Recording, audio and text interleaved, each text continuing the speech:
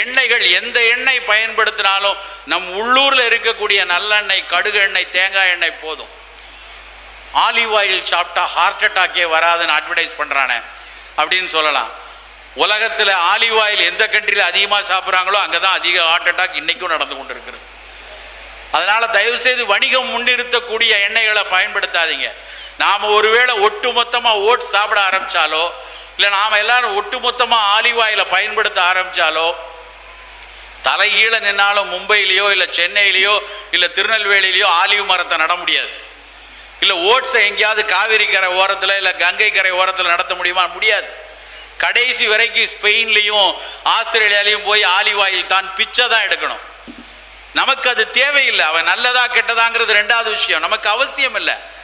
நல்ல எண்ணெய்னு பேர் வச்சது தேங்காய் எண்ணெய்னா தேங்காய் எண்ணெய் வந்துச்சு தேங்காய் எண்ணெய்னு வச்சா, கடலையில இருந்து கடலை எண்ணெய்னு வச்சா, எள்ளுல இருந்து வந்து எள்ளெண்ணெய் தானே வச்சிருக்கணும். ஏன் நல்ல எண்ணெய்னு வச்சாங்க? அவ்வளவு மிகச்சிறந்த எண்ணெய் அது.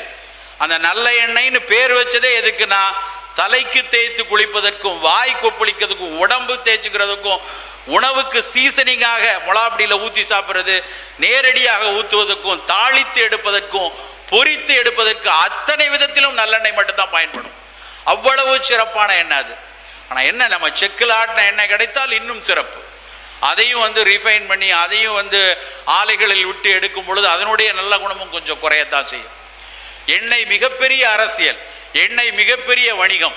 120 கோடி மக்களின் வணிகத்திற்காக அவை எப்படியாவது எண்ணெயை இங்கே திணிக்கணும்னு பல நாட்டு எண்ணெய்களை திணிக்க தேங்காய் எண்ணெயை முதல்ல இந்த ஊர்ல இருந்து விரட்டினாங்க.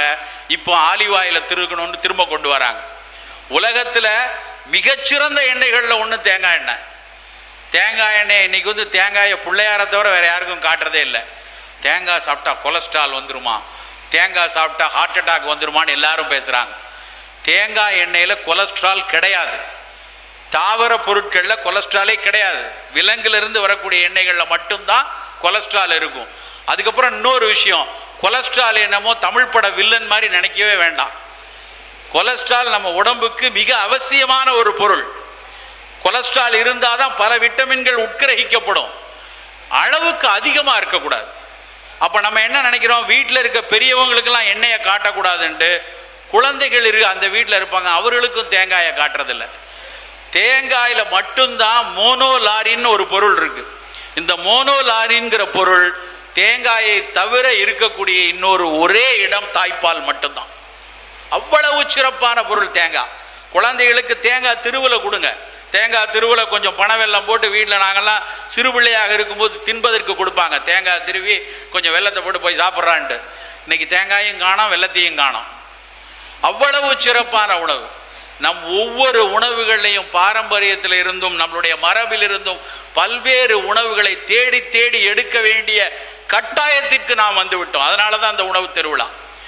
நாம எது கிடைக்குதோ தின்னுக்கலாம், எது ஊர்ல சொல்றானோ தின்னுக்கலாம், எது சல்மான் கானும் விஜயும் சொல்றானோ அதை போய் சாப்பிடுவோம் அப்படின்னு நகர்ந்ததனுடைய விளைவுதான் இன்றைக்கு பல்வேறு நோய் கூட்டங்கள் நம்மை தொற்று கொண்டிருக்கிறது.